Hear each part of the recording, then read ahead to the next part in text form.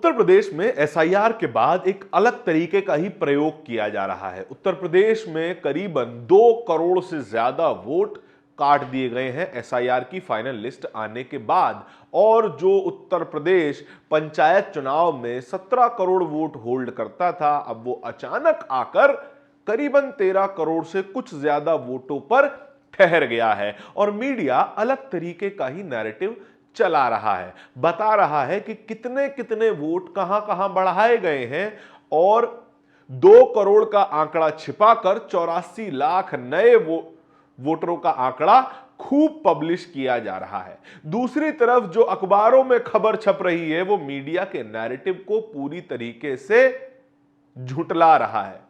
एक और पहलू है इस पूरी एसआईआर की फाइनल लिस्ट का, जिसमें मुसलमानों के इलाकों में कट रहे कम वोटों का आंकड़ा दिखाता है, बताता है कि किस तरीके से हिंदू इलाकों में ज्यादा वोट काटे गए बनिस्बत मुस्लिम इलाकों के। क्या है यह पूरी कहानी और इस एसआईआर के बाद उत्तर प्रदेश की राजनीति पे क्या असर पड़ सकता है, इसी वीडियो में चर्चा करेंगे। साथियों नमस्कार, मेरा नाम धारण है, आप नेशनल दस्तक देख रहे हैं। एसआईआर की फाइनल लिस्ट आई 10 अप्रैल 2026 को और खूब बवाल हुआ। अखबारों की हेडलाइन में 2 करोड़ का आंकड़ा बड़ा उभर के सामने आया और बताया गया कि उत्तर प्रदेश में 2 करोड़ वोट काट दिए गए हैं। 17 करोड़ वोट थे पंचायत चुनाव के दौरान, फिर 15 करोड़ हुए और फिर आखिरी में आते आते वो वोट गिरकर करीबन 13 करोड़ ही रह गया। पीछे क्या कारण थे ये तो चुनाव आयोग जाने या चुनाव आयोग के मुख्य चुनाव आयुक्त जाने, लेकिन जो कारण ऑफिशियल तौर पर बताए गए हैं हम उसके बारे में थोड़ी चर्चा कर लेते हैं। फाइनल लिस्ट के आ जाने के बाद पता चला कि 2 करोड़ से कुछ अधिक वोट काट दिए गए हैं और जब कारण सामने आए तो पता चला कि 1 करोड़ 36 लाख वोटर उत्तर प्रदेश छोड़ के जा चुके हैं, अपने परमानेंट एड्रेस पे मौजूद ही नहीं है। उसके अलावा करीबन 40 से 46 लाख वोटर या तो डुप्लीकेट पाए गए या फिर मृत पाए गए।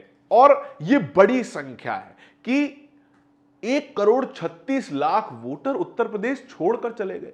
क्या उत्तर प्रदेश के बारे में चुनाव आयोग को यह पता है कि वहां से पलायन बहुत बड़ी संख्या में होता है? बड़े बड़े शहरों में लोग काम करने के लिए जाते हैं, सूरत जाते हैं, मध्य प्रदेश जाते हैं, सूरत जाते हैं, मुंबई जाते हैं, दिल्ली जाते हैं, चेन्नई जाते हैं, बेंगलोर जाते हैं, कोलकाता जाते हैं और अलग अलग जगहों पे जाके काम करते हैं और ठीक चुनाव से 1-2 दिन पहले अपने गांव आकर वोट डालते हैं। इस बारे में चुनाव आयोग को पता नहीं होगा, शायद पता होगा या फिर उन्हें इग्नोर कर दिया गया, इसके बारे में कोई जानकारी नहीं है। चुनाव आयोग को यह बात स्पष्ट करनी चाहिए। लेकिन इस पूरी 166 दिन की प्रक्रिया में 1 करोड़ 36 लाख शिफ्टेड वोटर दिखा दिए गए। उसमें कई सारे वोटर प्रवासी मजदूर भी हो सकते हैं। क्या इस बात का ध्यान रखा गया?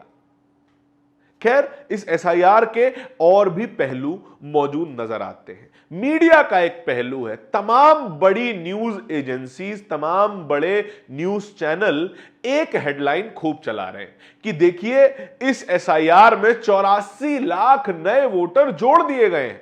आप सभी को ध्यान देना चाहिए। ANI, PTI, IANS, news 24, Bharat 24, तमाम तरीके के चैनल चिल्ला चिल्ला कर बता रहे हैं कि 84 लाख नए वोटर जोड़े गए हैं और किन किन जिलों में कितने कितने वोटर जोड़े गए हैं इसके बारे में भी खूब जानकारी दी गई है। लेकिन इसके उलट एक तस्वीर और मौजूद है। अखबार का नाम है टाइम्स ऑफ इंडिया और हेडलाइन में क्या लिखा है? हेडलाइन में लिखा है 2 करोड़ वोट यानी कि 13% वोट काट दिए गए हैं। और उसमें सबसे ज्यादा कहां से वोट काटे गए हैं, यह भी जरा सोचने वाली बात है। सबसे ज्यादा लखनऊ में से वोट काटे गए, फिर प्रयागराज में से, फिर गाजियाबाद से। ये तमाम वो जगहें हैं जहां पर भारतीय जनता पार्टी के गढ़ हुआ करते थे। और उसके बाद सुनिए, गोरखपुर से सबसे ज्यादा वोट काटे गए हैं। योगी आदित्यनाथ जी की गृह सीट, वहां से भी बड़ी संख्या में वोट काट दिए गए हैं और लोग तो कह रहे हैं कि यह पूरी तैयारी है एक नए प्रयोग की। नया प्रयोग जो पिछले कुछ सालों से भारतीय जनता पार्टी करती आ रही है कि जहां जहां वो चुनाव जीतती है, जिस जिस राज्य में चुनाव जीतती है, वहां के मुख्यमंत्रियों को बदल देती है। राजस्थान में देखा क्या हुआ था, वसुंधरा राजे सिंधिया ऑलमोस्ट मुख्यमंत्री बन गई थी, लेकिन अचानक लास्ट मोमेंट पे भजनलाल शर्मा आ जाते हैं।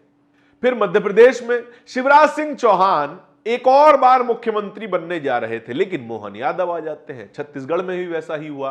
उन राज्यों को छोड़ भी दिया जाए तो दिल्ली में देखिए रेखा गुप्ता जी न जाने कहां से प्रकट हो जाती हैं और मुख्यमंत्री बन जाती हैं।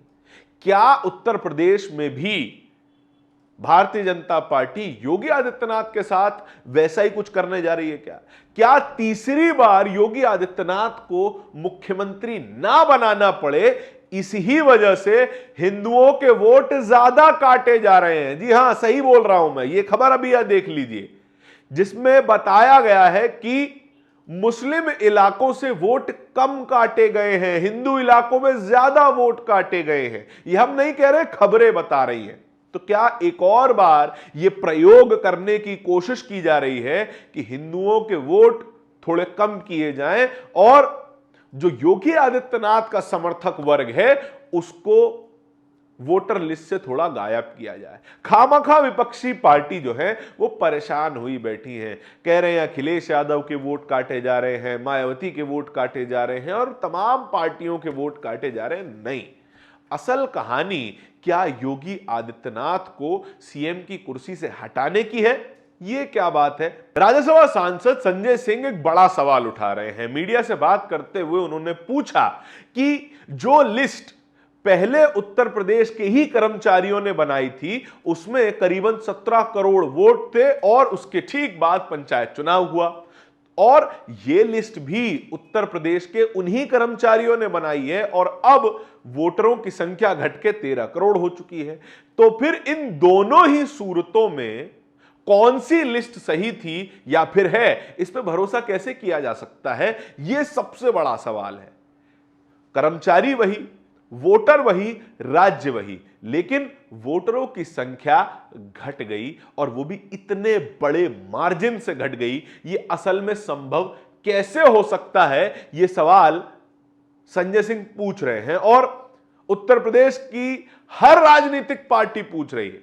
यह पूछा जा रहा है कि जो सूबा राजनीतिक तौर पर जनसंख्या के मामले में सबसे बड़ा सूबा है, जिसकी कुल आबादी करीबन 25 करोड़ है, वहां पर कुल वोटरों की संख्या 13 करोड़ कैसे हो सकती है?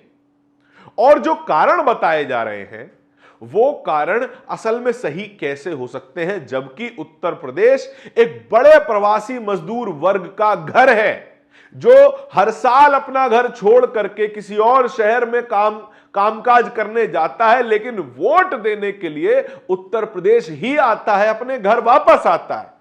क्या उन्हें ही शिफ्टेड वोटर मानकर डिलीट कर दिया जा रहा है? क्या एक वोटर के एक से ज्यादा एपिक नंबर बन सकते हैं क्या? इन सभी सवालों को लेकर उत्तर प्रदेश में घमासान जारी है, लेकिन सबसे बड़ा सवाल आखिर में उतरकर यही आता है, क्या इस पूरे चुनाव में जो आने वाला है 2027 में, उसमें एक बड़ा प्रयोग खेलने की कोशिश की जा रही है?